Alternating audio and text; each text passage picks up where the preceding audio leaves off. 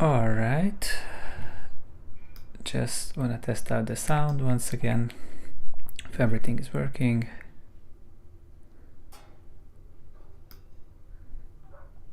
Okay, perfect.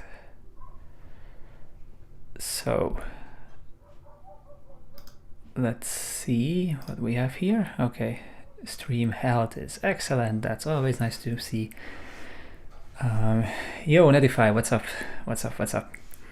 So I think hopefully the big issues are all resolved around the stream issues that I had yesterday and the day before.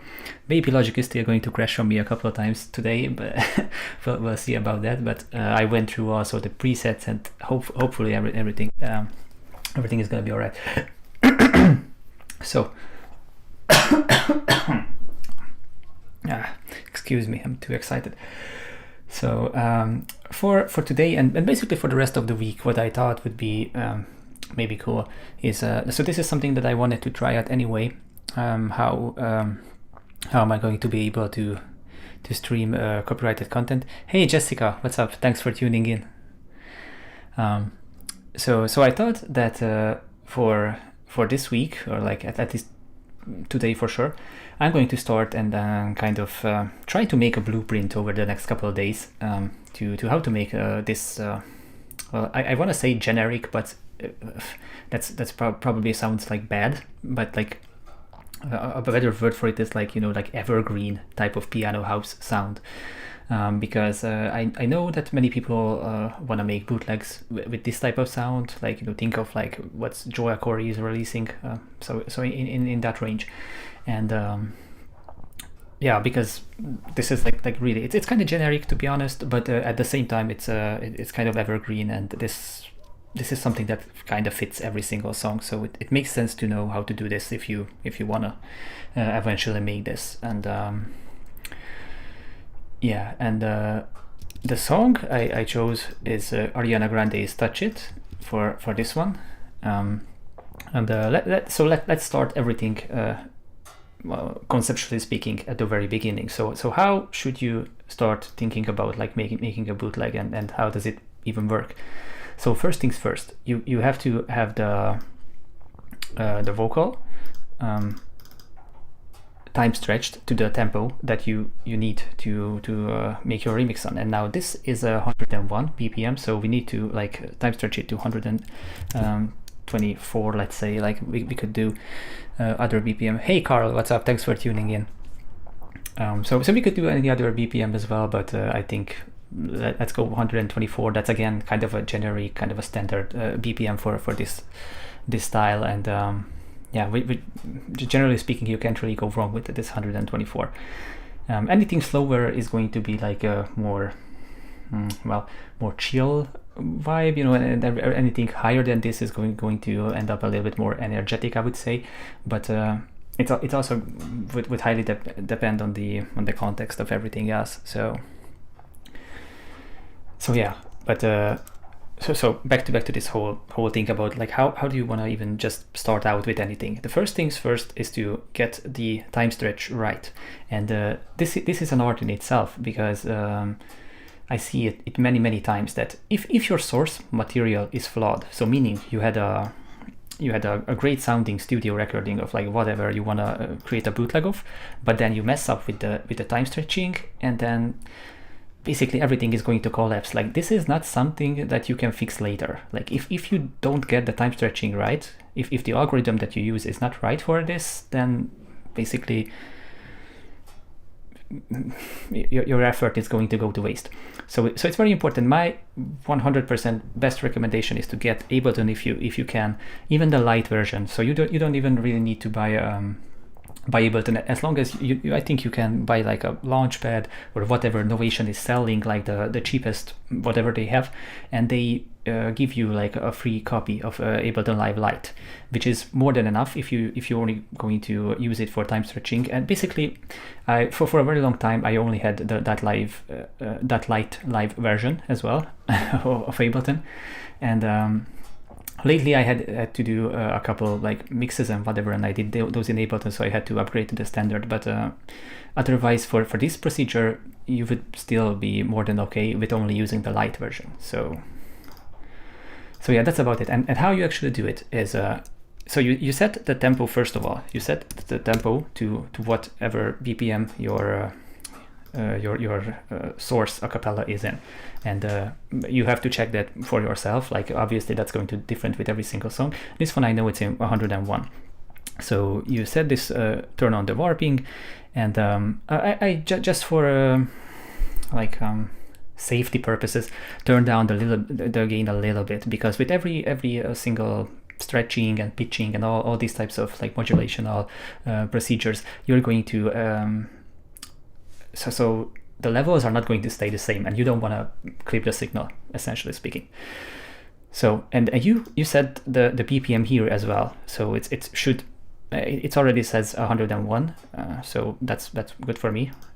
And if the warp is set, then you can now safely set the tempo of the project back to 124, and that's gonna be nice.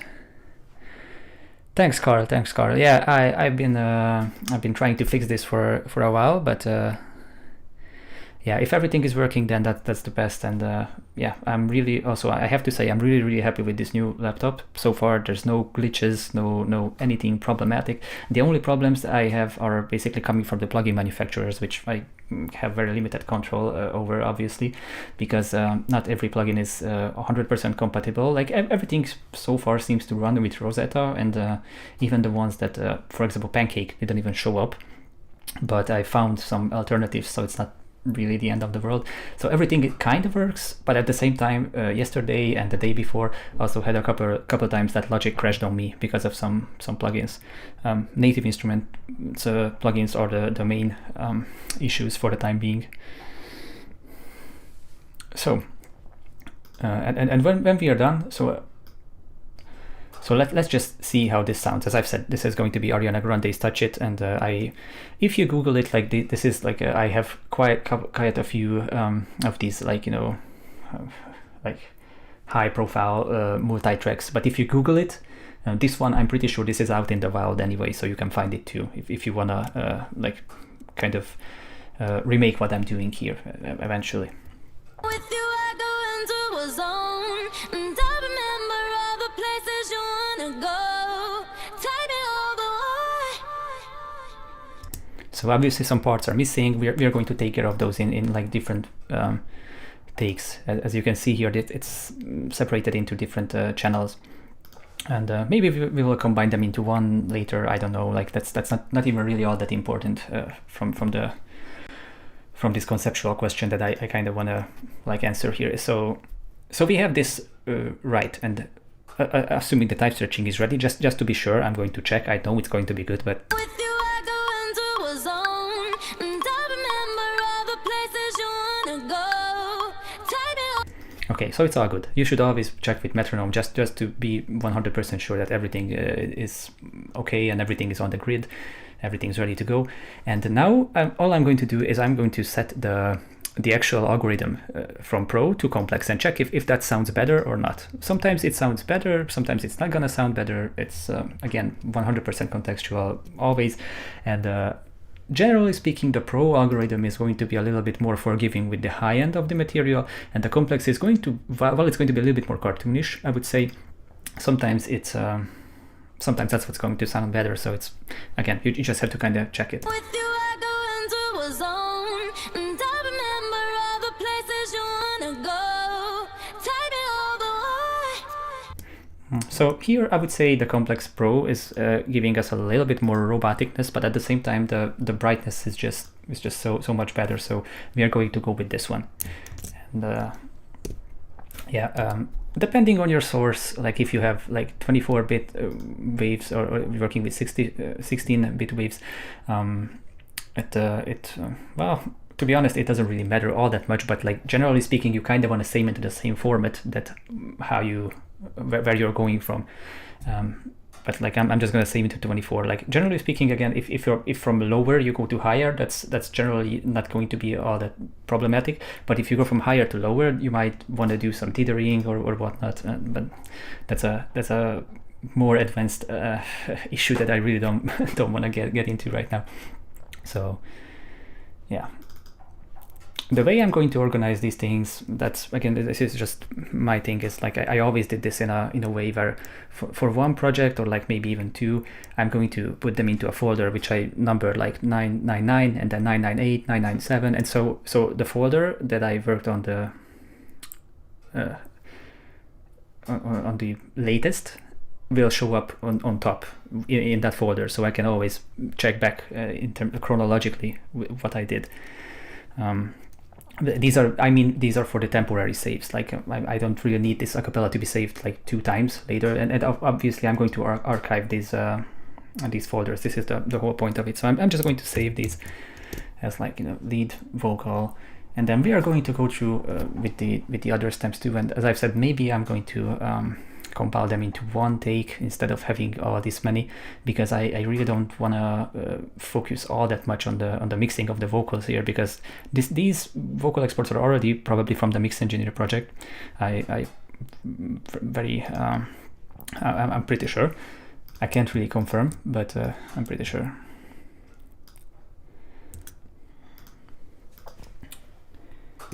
So once again, all I'm going to do is set the project tempo to 101. I'm going to warp the signals. We decided that the Pro algorithm was the best for the lead vocal, so we're going to be consistent with it. Turning down the gain a bit at least, like 6 dB should be enough headroom to not clip anything. And yeah.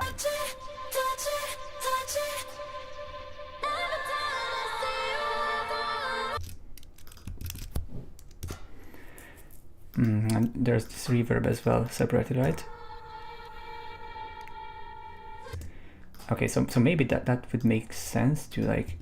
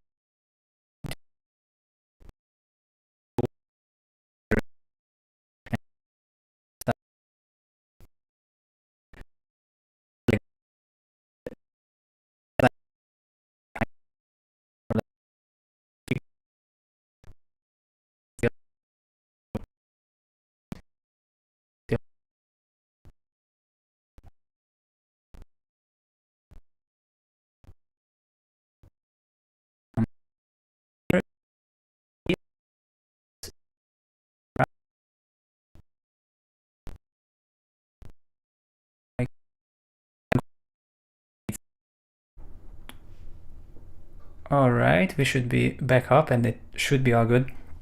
Sorry about this. So again, like OBS is still also not not the most stable thing, and I noticed this also 2 days ago when I first tried to put plugins before. So in OBS you can do like add some VST plugins into the chain, essentially, and yes, better now, fixed. Thanks for confirming. So yeah, I'm just man, a little bit mad about this stuff because the software manufacturers are so slow to catch up with like this technology that they should be catching up with, to be honest. But yeah, that's okay. That's kind of to be expected. Like they are going to be slow with this. But this I as I've said, I noticed this 2 days ago that this happened with me when I just did some recordings, that the audio started to cut out, and removing all the plugins from the filter chain seemed to fix this. Yeah, if this happens again, please just write me this in the chat so I can troubleshoot this one later. Maybe I will need to remove that. So basically, right now all I have in the chain is one compressor plugin and a limiter plugin, just to make sure that I don't go above 0 when I'm talking into the microphone. How are third-party stuff working? So yeah, as I've explained this a couple like 20 minutes ago or so, they are kind of, so everything seems to be working, but not everything is like 100% bug-free. So the experience is like kind of, I would say, is mixed. So with plugins that you have, like for example the Fab Filter stuff, these are all working. Where is it? For example, this one. So this is already a native plugin. This is working without any problems. There's nothing that would be unexpected. But for example, if I load up well, the culprit from yesterday, for example, which was, or like even just Contact 5, so this is still not native, and it's going to, like, already on the load time you can kind of see that it took like a couple of seconds more than to load up this one. So it's already something's up, and as long as you load up something that it doesn't like, it might crash the session on me or something.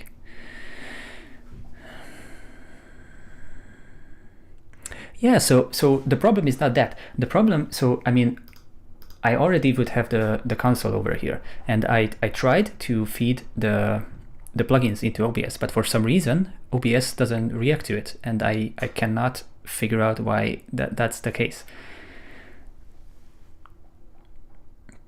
No, in OBS I'm talking about it. So because here, if I could add anything, like I tried out here to add my compression and limiting stuff, but that just didn't go through to OBS. So I don't know. I think eventually, as like OBS finally releases like an official build for Apple Silicon, this is probably going to be fixed too.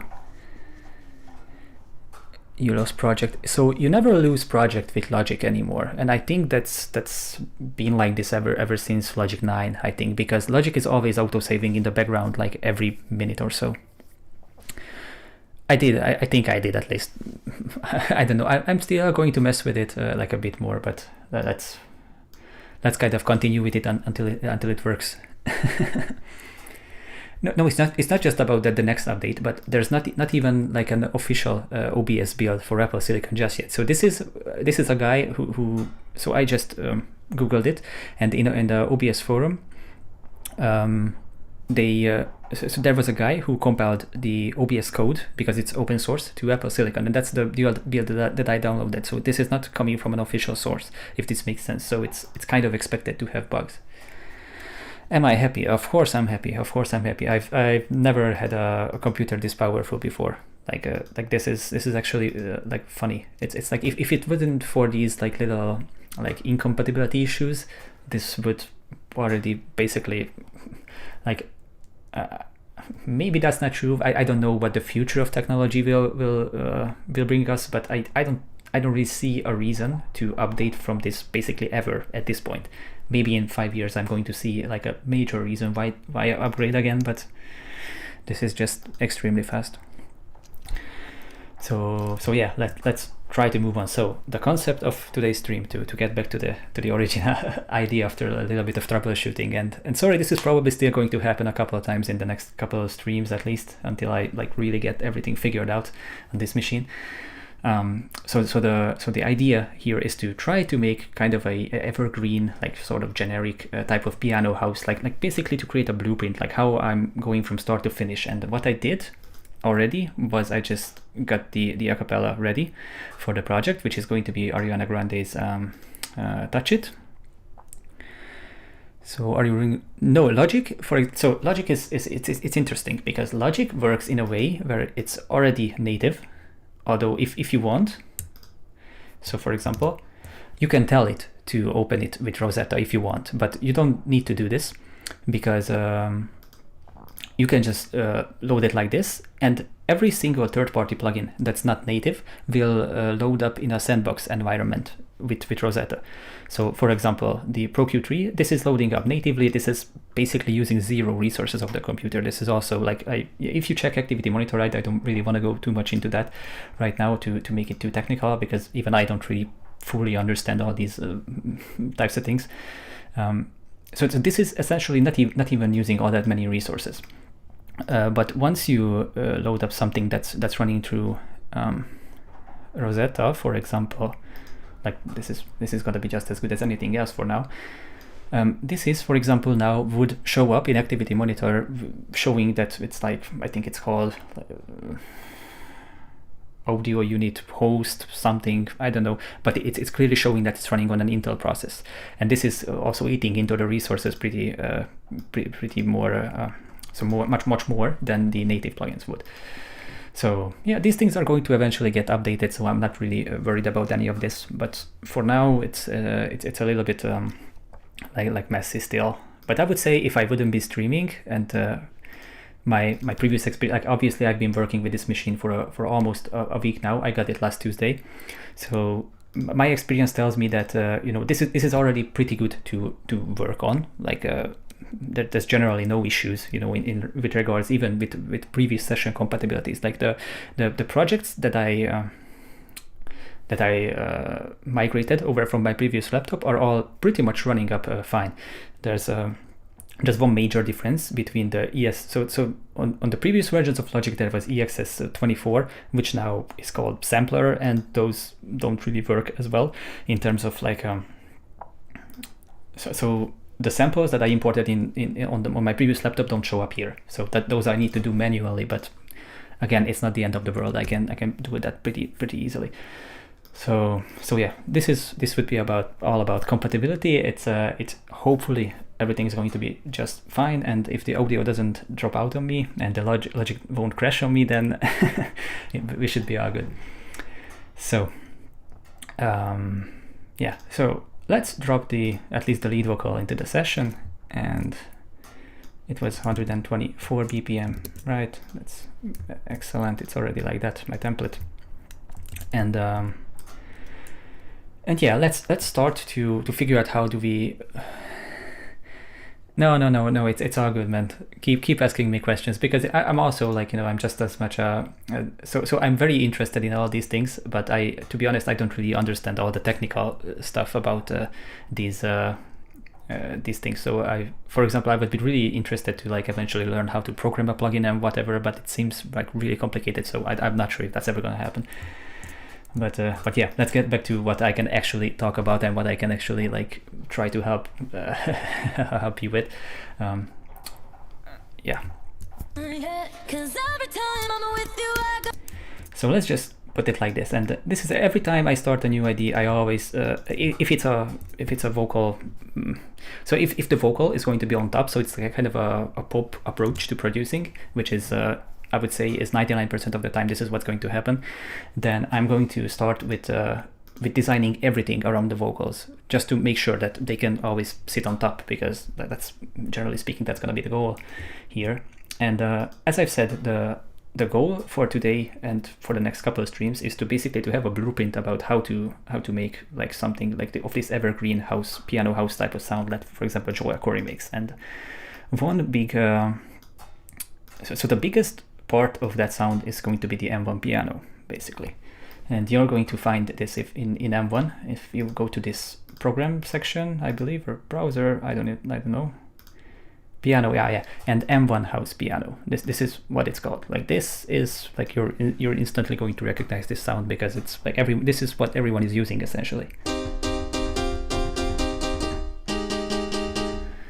And this is now obviously I want to do later on more so of the same style but with a little bit more sophisticated like sound design, so to speak.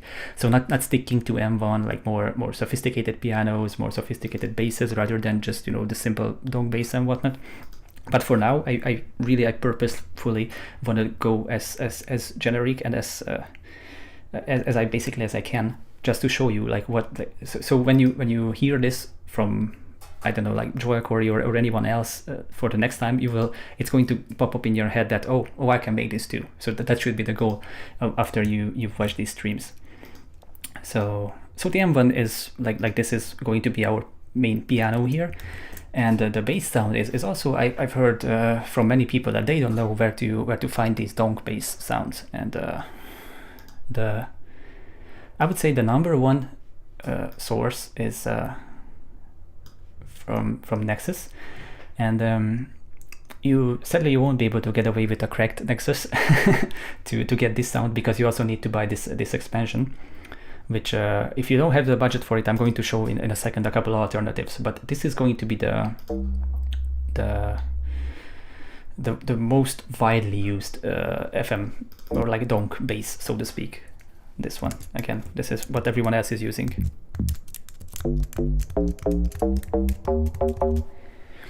No, it's not going to be deleted. I'm going to leave this one up or maybe I'm going to trim out the part where we had that technical difficulties, but I'm going to leave it up, and like that's also going to be the eventually the goal, to like leave both the streams up, and I'm also going to try to like cut out some small pieces from the stream and re-upload them as smaller clips, so it's going to be much easier to digest. And so, for example, if you only have like 10 minutes, you don't have to like go through the whole stream and skip through all these like boring talking parts, but you can get to the points much faster. So yeah, good night if you eventually go to sleep, and yeah, hopefully see you tomorrow. I'm going to probably go live tomorrow earlier, but I just wasn't at home today earlier, so I couldn't do it. But basically the goal is also like I kind of want to stream every day if I can, and yeah, we'll see how that's gonna go, but I'm gonna try my best. So this is the most well-known and most widely used dong bass. I have all libraries. Oh, that's awesome then. I don't know, because I bought it like 3 or 4 years ago, even maybe even 5 years ago at this point, and ever since then I'm not really keeping up with the correct stuff. But what I remember, like at least this is what the case was back then, that with Nexus 2 you couldn't install the third-party libraries if it was correct. That's why eventually I decided that there's just no way around buying this if I want to use, for example, this one. So we now have essentially the core of our instrumentation, and all we need to do is just set out again like kind of a generic pattern for it. I'm not going to use the original progression for the song, because that would be a little bit too boring, I think. Well, actually, no, I don't think I want to do that, because that's a little bit too long, and then it's not going to fit perfectly what I'm going to do right now, but it's going to be like for educational purposes. This will make so much more sense to do it like how I'm about to do it. So let's just make it this again. The rhythm is going to be kind of standard of how I'm going to do this. With you I go into a zone, and I remember all the places you wanna go. Take me home.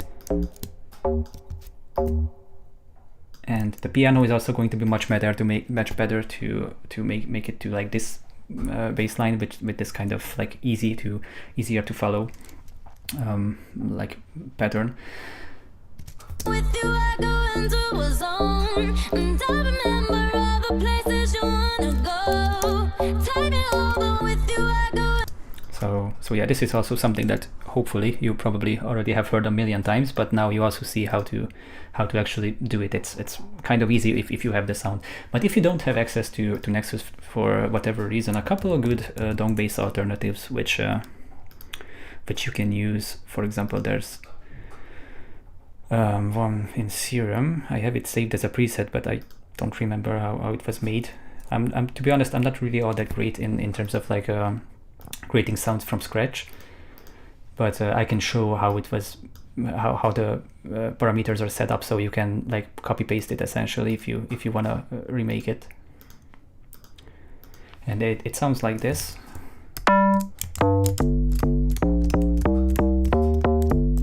So obviously it's a little bit different, but it's not that different, and it's especially if it's under a piano, it's still going to like sound as a dong bass without any major issues. So it's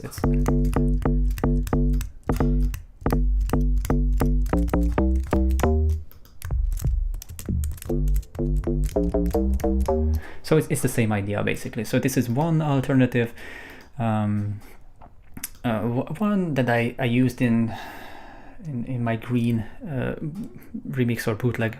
I think that was a remix that the stems were out of Mike Mago's song that's hopefully still up on my SoundCloud. Hopefully it didn't get deleted. It's from Alchemy. Where is it? Here you go. And it's called Deep Techno FM Bass. I remember this very, very vividly. This was the first sound I personally have ever found that was this this dong bass type of vibe, and I was pretty happy about finding something like this, because this is also like, it's funny because this is also kind of a unique take on this dong bass, FM bass type of sound, because it's not really sounding like this. It's a little bit more hollow, I guess. That maybe that's not the greatest word for this one, but whatever. Hey Callum, thanks for tuning in. Yeah. I'm trying to get back on the streaming grind now that I have this new machine. I've been waiting for this since forever, essentially. I think it was the first time I heard the rumors about like these machines with the new chipsets are coming. Like I think it was 2 years ago, and ever since I've been holding off upgrading my machine, even though it was like really due in like two years basically. So yeah, I'm really happy with this one, and I'm going to try to stream as much as I can, because yeah, this machine seems to be able to take it. So as long as OBS and Logic doesn't crash on me and they don't mess up the audio, everything should be fine. But yeah, for the time being, I would say let's stick with this one. So if you can get the Nexus from the Deep House library, going through the basses and the FM bass too, this is the one to get, I think, if you're going for this type of sound. And for piano, I don't really want to get too much into alternatives. In later streams, I'm going to, like as I've said, I'm going to go through a lot more sophisticated sound designs too. For this one, I really want to keep it focused on this one. So yeah, let's try to talk about how do you want to think about setting up a piano over this bass line. So first of all, I always start out by duplicating the bass line, and what I'm going to check, and it's probably not going to work, but like this is why I'm going to check it. So what happens if I just simply, so this one should be an octave lower anyway.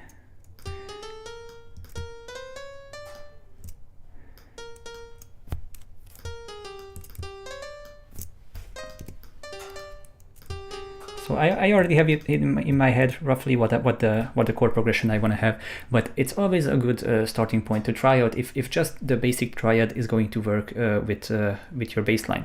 Because if this is working, then you really do not need to like overcomplicate things. I see this many times that people do it like this, so that as the bass moves up, the whole progression moves up, and I just don't want anyone really to fall into this habit, because this is Well, sometimes it might sound okay, but this is never going to get you any sort of unique results, basically ever. And this is also like kind of sounds amateur, like I don't know. And so I would say it's much better to like just stick to this type of procedure where you're first just check out if anything needs any sort of adjustment in regards to the chords or not. With you, I go into a zone, and I remember all the places you wanna go. Take me over. With you, I go into a zone, and I remember all the places you wanna go. Take me over. Not to mention that later on, this type of approach will also make your life easier from a mixing perspective. Like how much easier is to mix it like this instead of like if it's all over the place, like I don't know, like this. Like it's just you are just making your own job like harder later, and with basically zero or even minus compensation, because it's just not really great. Which preset is that FM bass from? So you meant the Serum one, I assume, because the Nexus I showed. The Series, I'm going to show it in a second. I also have to look it up again. So this is from, so I got this preset from the Steve Aoki. I believe it was on Splice, if I remember correctly. It was in a Splice pack, and maybe I slightly altered it and modified it like here and there. That's why I showed around all the panels and all the envelopes and whatnot, so that you can like copy paste it. This is not really doing a whole lot, but there's a little bit of modulation set up here. It sounds like this.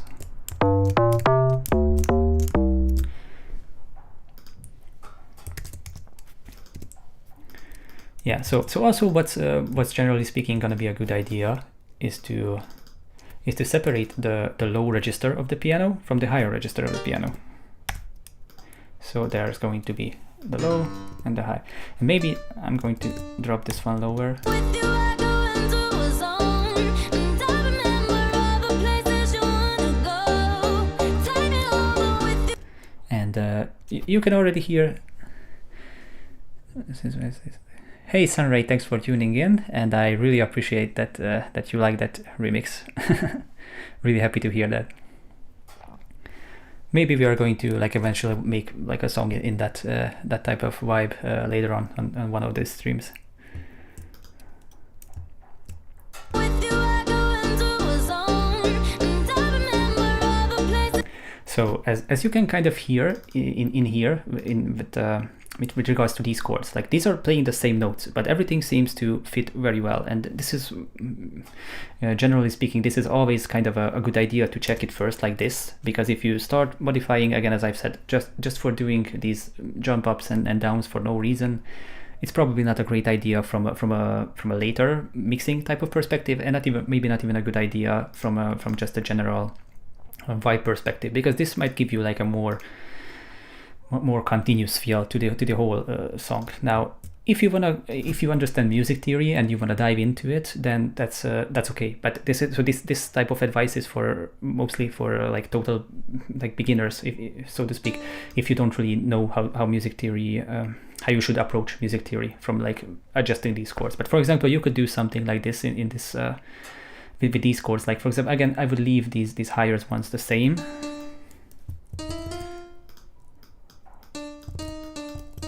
But this is probably gonna work. Let's try. With you, I go into a zone, and I remember all the places you wanna go. Take me over. With you, I go.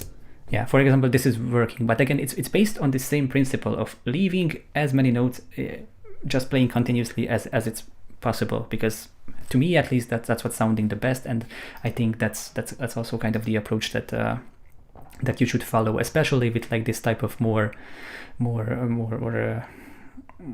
like piano housey approach. Which Mac do you have? Gonna show it. This is basically it's the max config that you can buy, with the exception of the SSD. So that only have 2 terabytes, because like Apple's prices for SSDs are kind of ridiculous, to be honest. Like, but as far as the RAM goes, I kind of wanted to go all out on it, because then later you cannot upgrade that. So it's like, what can you do? Whereas with SSDs, I can just attach an external one and like that's about it. I don't really mind it. So we have the piano ready, and I'm not sure if we are going to use this like more bouncy one. Also, I'm just going to adjust the velocity. So this, with the M1 piano specifically, it's also like a good idea sometimes to like look through all these different note layers. That if you lower the velocity of like one of them, or like higher, make one higher, like does it give you like a better sound or not? Because the M1 piano reacts really well to the velocity changes. Yeah, so.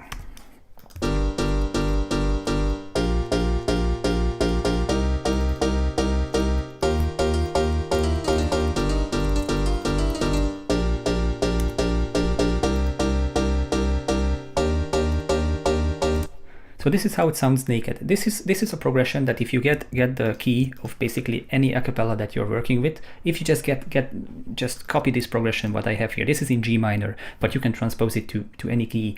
As always, I'm going to upload this project file to Splice later on, so you can even just copy this progression later on. But this progression, generally speaking, is almost always going to work with every single song that you want to bootleg, because pop songs are kind of built on this like same general vibe, you know, that for example Touch It is also following. So it's this is just a very foolproof arrangement with like major. If you get a song, however, if that's in a major key, this might not work out as well.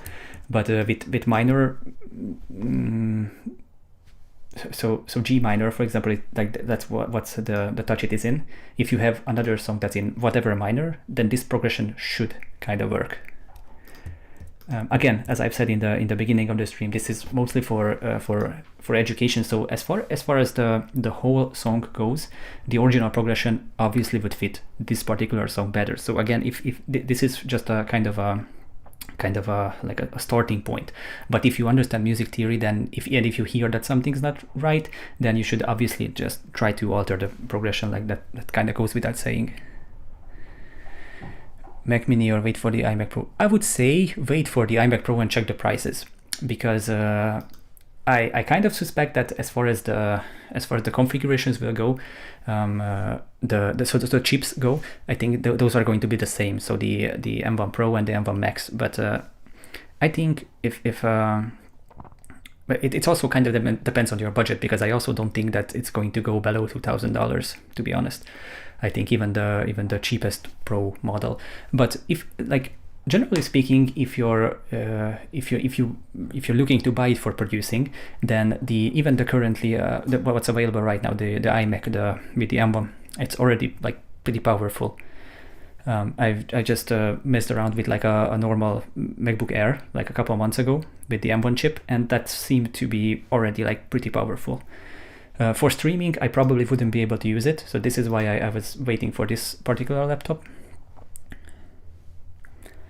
Will you break down your latest track? Breaking down. So actually, I can do it. Yeah. I mean, let's maybe do this tomorrow. But the problem is that so I only have the stems from Kohen, because in the end I mastered the track. But I can show that project, but it's going to be all audio files. So it's this is why I didn't make a video about it earlier, because it just doesn't make all that much sense to show it without the plugins. But maybe I can ask Kohen if he can record like a little video about it, which I'm going to play down to you on stream, like he maybe explaining stuff. I don't know. I'm going to ask him if he can do that maybe somehow, or like co-streaming it.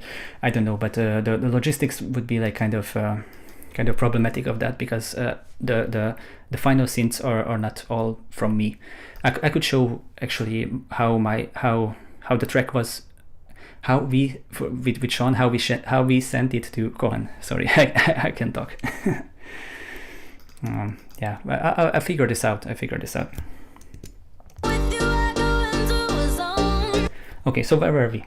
We have the bass and we have the piano. So essentially, at this point, we kind of need a kick drum. We need to like kind of design how we want the drop to sound like, and yeah, we need a kick drum. So that's just what it is. So again, I have kind of a big library of kicks. Maybe it's not the greatest from an educational perspective that I'm going to just choose through these, but like if you have the Vengeance specs, these are basically all from a Vengeance spec with just some processing which I saved out from different processes, different projects, sorry.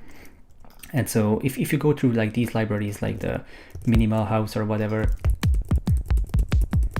you're going to also find the same kick drums just without my processing, because the way, and this is how I highly recommend for everyone to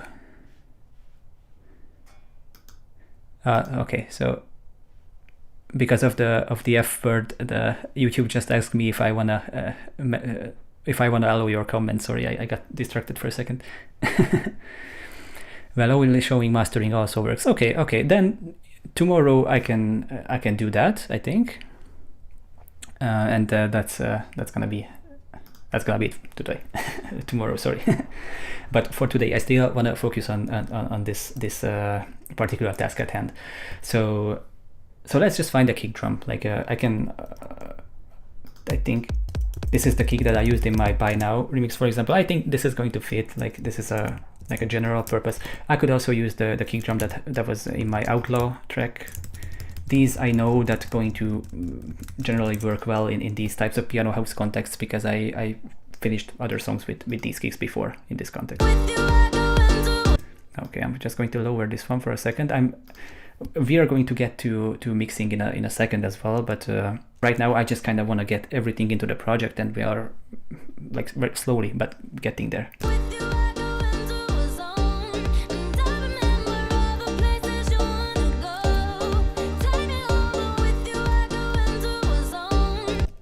So this is already kind of sounding nice without really all that many processes and whatever. Is it really important to you? So this is actually a good question. If the kick drum, let's say, is this long, then it's very important to tune it. But if the kick drum is this short, so to speak, then good luck hearing what frequency is it. So it's in these cases it's never really all that important. If you hear that something is not right, then I guess go for it, tune it. But with short kick drums, this is not an issue. With longer kick drums, this definitely can be an issue. But with longer kick drums, generally speaking, again, so what's if you can very clearly hear the bass and it's not clashing with the kick, then tuning is not really going to make a whole lot of difference. If anything, it can just make the track kind of worse with the if you tune the kick too high or too low, because then you're losing that 50 hertz kind of impact range. How to know key of kick? Well, you can always do this. Just transpose it up 2 octaves.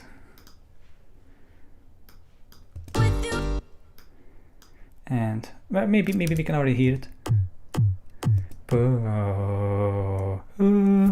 What's this note? We're just going to find out.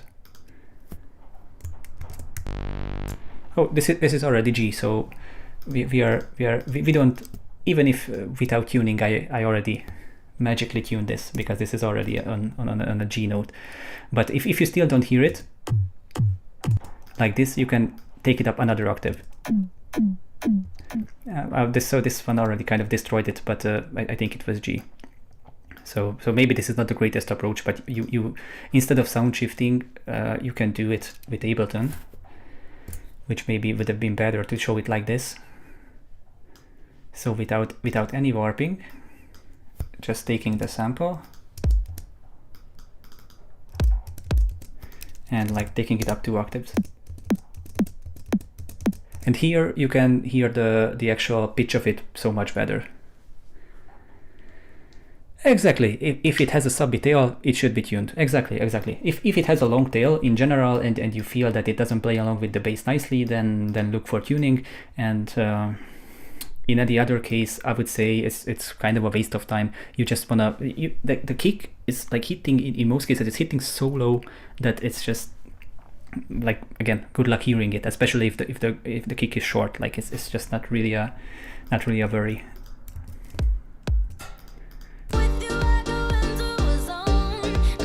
Okay, so at this point, how I go about it at least is that generally I kind of want to set up sidechaining to just to have a reference point. Maybe like in some cases I don't even use sidechain. Some cases I do a lot. Sorry, it's going to again depend on the vibe of everything. But here I think I want to use sidechain because again I'm kind of going for this like more evergreen approach, which does have sidechain. Ableton has a tuner also. Yes, I'm not sure if it's working well on these lower ranges though. So that's why I kind of recommend going by ear. But even if you feed something into a tuner, probably Logic has a tuner too, right? I don't know. I honestly don't know. But yeah, Ableton definitely has one. I also know. Oh, okay. So here's a tuner as well, which you can feed the signal into it, but I think it's better. Can I get a who? Yeah, you just got one. Hey Balázs, what's up? So not important to tune kick for a slap house, especially house genre. If it's a short kick, then it's not important. What's much more important is going to be the transient of the kick drums. Like does it cut through like this? If it cuts through and it's like it just doesn't really seem to clash with the bass, then it's, again, as I've said, I just think it's kind of a waste of time and waste of resources to like worry about the tuning of the kick. If it's a short kick, forget it.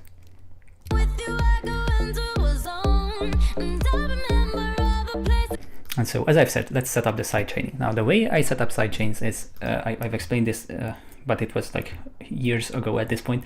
I have this this ghost kick drum, which is set up throughout the whole template. And the way I do this is putting out a compressor, and this is generally, I'm going to have this as the last thing in the chain. This is why I'm already putting it like very far below everything else that I'm going to potentially be putting here, plugins. And I'm going to add the sidechain input to this ghost kick, set the compressor to receive this external signal, and then this is what's going to make it duck.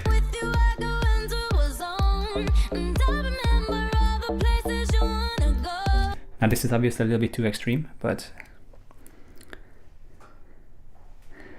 I don't work at music every. Can I play the idea once? Oh, sorry. Yes. I'm going to play that.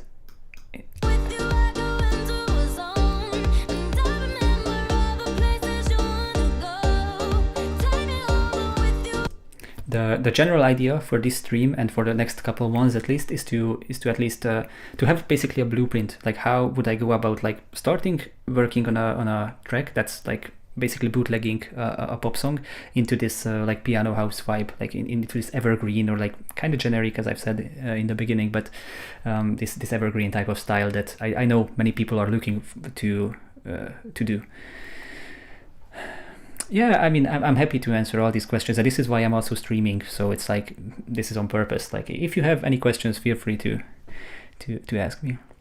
The latest sounds vibe. Yes, exactly. This is basically this is still to this day, it's very, very popular sound in the United Kingdom, and it's I personally really like this sound design, to be honest. But at the same time, as a from a producer angle, it's a little bit overused. So it's a two-sided coin, because if you're a DJ but you just want to make a quick bootleg, then these streams are going to be exactly for you. Or like, even if you're just starting out with music production and you want to get a little bit more practice into this piano house type of sound, then this is again the perfect couple of next streams are going to be for you. But like, for more advanced people, I would say this is less of a challenge and less of an interest, because like, once you start shooting for bigger releases and more, you want to, as from a producer's perspective, like, if you want to stand out more, then you cannot really do it with this, because it's like, because for the same reason, like, anyone else can do it, like, then chances are you're not really unique with it, right? So, but at the same time, there's always a need for this type of production. So I just think this is a very important topic to cover. And as I've said, like, probably I will do a million other videos or streams about how to make like various types of piano house. But let's start with the most basic one, with starting the M1 piano and this Nexus dome bass, because these are the number one, like, go-to type of sound design elements. Okay, so let's get back to sidechaining the kick to the bass, and to this, obviously, I'm just going to listen how it sounds, and yeah.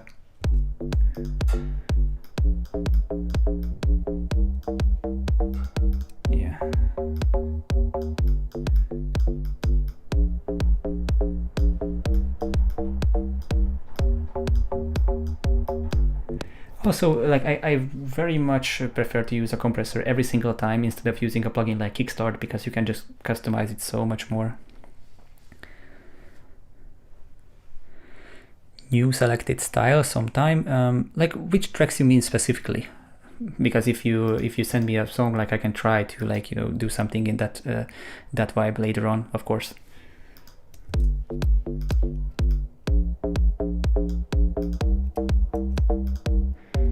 Also, something so I don't do this every single time, but sometimes it and as I see that it so I'm not really all that aware of these peaks. So sometimes I'm just going to put a 0 latency limiter after this sidechain, just to make sure that I'm not going above the 0.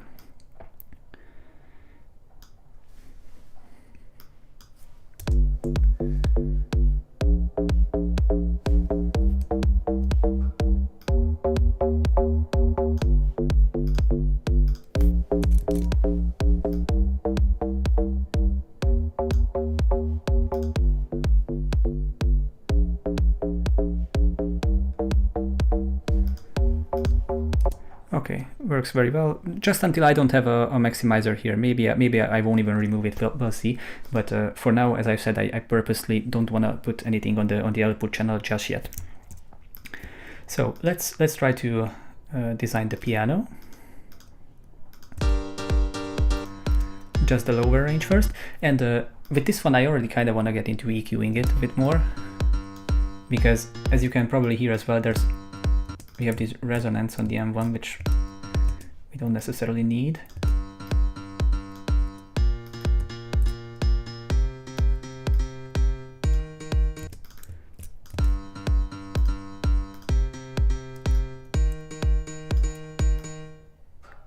Yeah, so just a couple of these.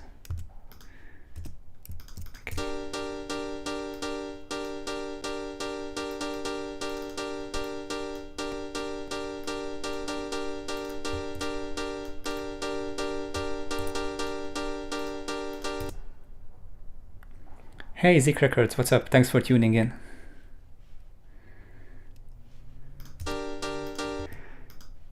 Maybe later on I might let's just try this out.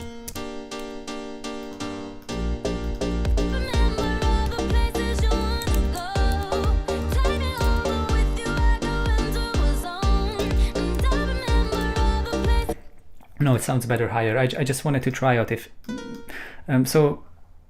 We started out like this with this basic triad, because as in the beginning, as I've explained, it's usually the best way to go about things is to just try out if the same chord works with every single bass note that you have, because if yes, then don't complicate things over for no reason. That's kind of pointless, in my opinion, at least. But at the same time, you can transpose everything an octave higher or lower, depending on where it sounds the best. But this is where it sounds the best. I just tried out if even going one lower would sound better or not, but not really. It's always going to be dependent on your vocals.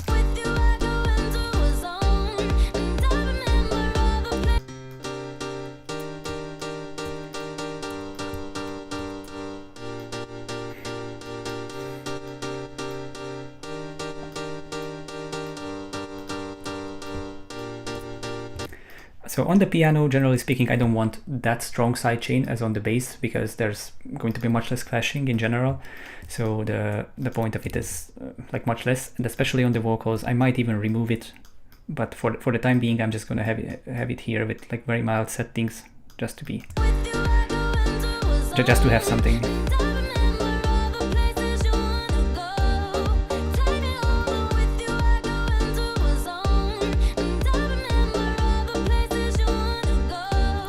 So this is already kind of sounding okay in my opinion. How you train your ears to catch tip for ear training? Well, do it a lot. I really don't have a good tip for this, and right now I'm also in headphones because for streams this is gonna be inevitable that I'm using headphones, by the way, because like I could try to use my speakers, but I'm getting this endless feedback loop, you know, that you get when you're feeding the speaker back into the microphone, which then comes out again to me, which like that's just not really great when I'm playing back the audio. So yeah, I cannot really do that for the time being. I think this has to be able. So I've seen people do this somehow before. So it kind of I know it has. So this can be done, but I don't know how just yet. But I'm going to look this up. But so what I wanted to explain in the beginning of this whole idea is that I'm in headphones, and in headphones you can catch these types of things much better, especially if you are using a so don't just plug the headphone jack into your laptop, but instead you need to kind of buy like a high quality like headphone amplifier, which so I have the Apollo, the interface, that's the word I was looking for, UAD, and I put the headphone jack into that, and that's also going to give me a much higher resolution than if I would just simply plug it into the laptop, and that's also going to get me like a better, like I hear things better. It's not really my ears are that much better, but I have a higher resolution, and so I spot these things much higher. Future sound are already available. I will keep you. Thanks, man. Thanks, Marie. Thanks for the support. So it's not available yet, and I probably won't even publish it as a Nalestar remix or anything. This is mostly just like a practice session, so to speak. This session, when it's done, it's going to be the whole project file is going to be available on Splice. I'm going to upload it, and so you can essentially download it yourself, and you can have this like piano house template for your projects if you're interested in producing this type of style. So this stream today and well, tomorrow we are going to do that breaking down review, but maybe later on I'm going to come on with another stream like continuing this idea. But so for this week, I think I kind of want to focus on like finishing this template project, so to speak, so that you have an idea, and like everyone who's interested about this type of soundscape has an idea about how to make like this piano house from a like I want to say from a professional perspective, but like maybe those are too big words like to use in this context. It's just that to kind of show what are the foolproof methods of producing, and that's probably the best way to go about this piano house style. So I have the sidechain ready.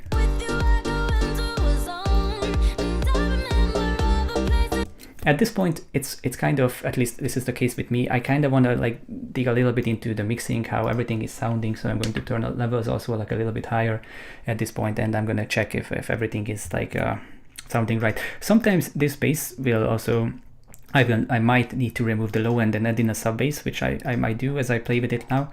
We'll see. This is kind of an intuitive process for me, so it's not a lot that I could explain about it. It's just I'm just listening and I'm just adjusting the levels as I'm going, and probably I'm going to also set up like a little bit of more of an output chain here.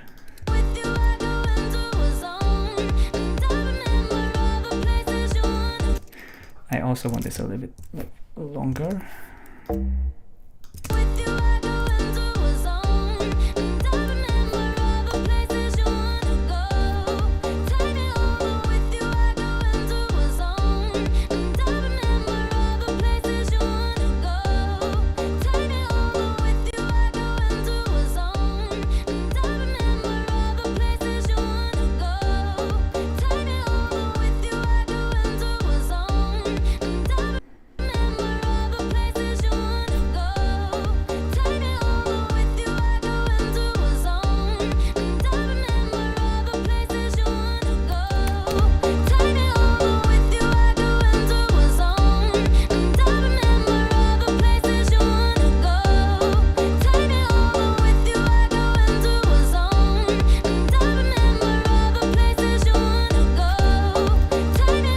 Yeah, for the time being, let's not go any louder than this because it's not even really all that important.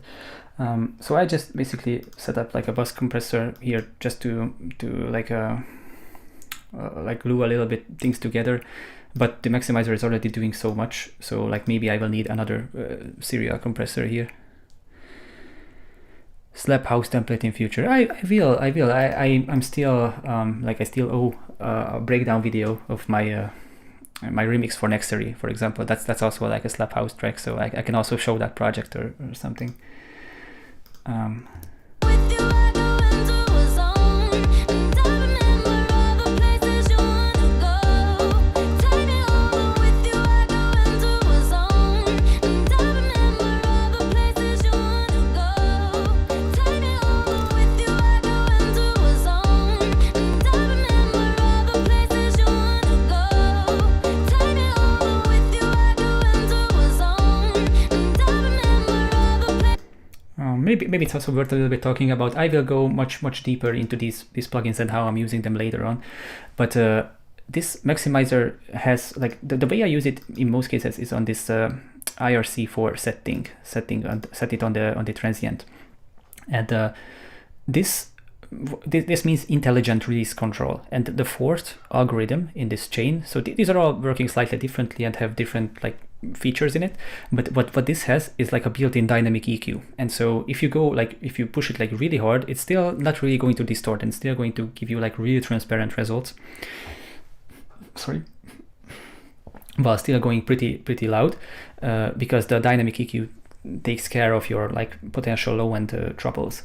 So it's just, you know, it's a safety net. Maybe later on I will also put in like a separate dynamic EQ, trying to like carve out stuff. But again, those things are going to be much more relevant when I have so much more sounds and I have like the basically the whole idea ready to like mix it like as good as I possibly can. For now, I'm still just, you know, kind of concerned about getting the idea right. With you, I go into a zone. But I think at this point, let's add kick drums, hi-hats, whatever. Again, I have a kind of a big library built up over the years. This is the clap that I use most often with this style. With you, I go into a zone, and I remember all the places. It's an 808 sampled clap, so it has a little bit of a reverb on it, which I don't really need that much from that, so I'm just going to use a transient designer to lower that.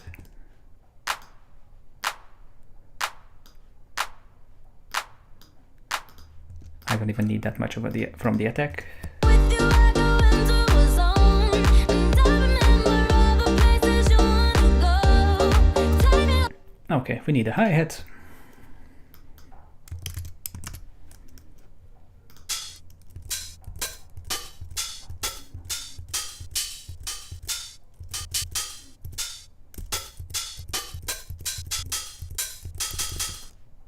With you, I go into a zone, and I remember all the places you wanna go. Take me over with you, I go into a zone, and I remember all the places you wanna go. Take me over with you. Sometimes a longer works, sometimes a shorter works. It's going to depend on the project at hand. So With you, I go into a zone, and I remember all the places you wanna go. Take me over with you, I go. maybe this is not as good as I thought. So let's just try out the longer one too inside the project to check.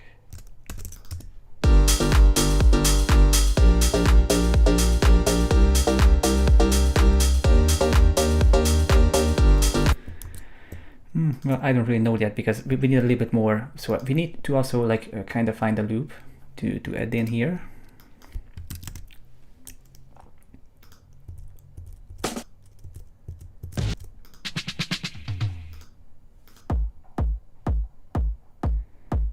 I want to find hi-hats.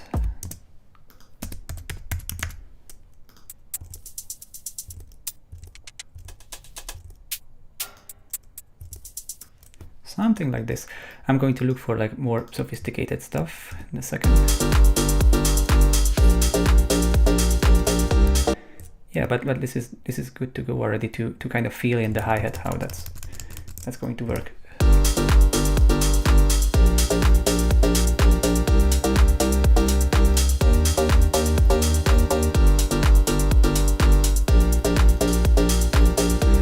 So this longer is going to be good, but it's not it's not tuned because it's in E, but we are in G. So the hi-hat in this case, for example, will better if we tune it. So let's do that. But I have to pee, so I very quickly will go down for a second. Or maybe let's you know what? So maybe let's continue this idea tomorrow, and I'm going to end it here, and I'm just going to save this project exactly how it is. To the stream project, to piano house, let's call it template, or I don't know. It's going to be like essentially a remix for of this Ariana Grande. Do you layer drums a lot? Well, not really. Like for one purpose, in most cases I'm going to use one sound, but my focus is in most cases that one sound has to sound as good as I possibly can, like get it from a sound design perspective, and then if I layer it, that's going to be with the idea of like even enhancing that with some capabilities that it otherwise wouldn't have. So sometimes I'm going to use multiple hi-hats, but it's in a sense, if I'm using a hi-hat and then I'm using another one, then I'm probably using it in a different rhythm. So it's I'm not really layering it, but it's an add-on to maybe to the pattern or the rhythm or whatever. Or like in this case, I'm using a hi-hat, but I also added a loop. So there's going to be like a shaker loop. I will probably tomorrow replace this one because I don't truly like this, but I just don't yet know which what loop should I look for here. So yeah, we'll continue tomorrow. I'm going to come online probably like 6 p.m., 7 p.m., something along these lines, and maybe I'm going to also do an earlier stream with the breaking down, mixing, mastering. So just showing that project file from the inside, how that looks and how that works, and I can also probably show my project, but I'm going to ask Kohen if he can do like a breakdown himself.